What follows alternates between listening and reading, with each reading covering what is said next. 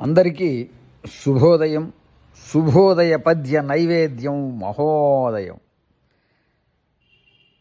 పద్యమునందగా చెవులు వైభవ శబ్దము నాట్యమాడెడిన్. పద్యము పాడగా స్వరము వర్ధిల్లు వర్ధ ప్రవర్ధమానమున్. పద్యము చూడగా కనులు నర్తన జేయును కంటి పాపలున్. పద్యము విన్న మానసము పరువులు పెట్టును వాయువేగముల్. పద్యము తెలుగు భాష వరవాణి శుభామిని వేదపాణిగా.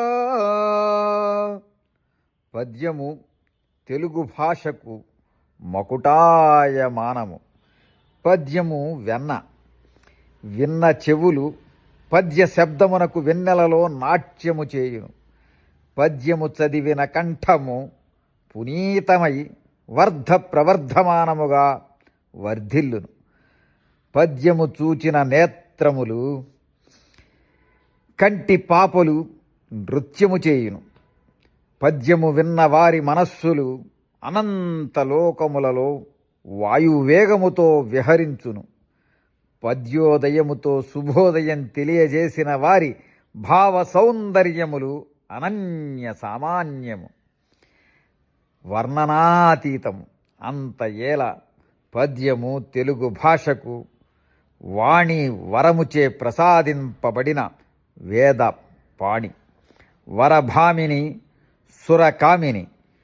తెలుగు పద్యమునకు జోహార్లు అని తెలియజేస్తూ ఉన్నారు.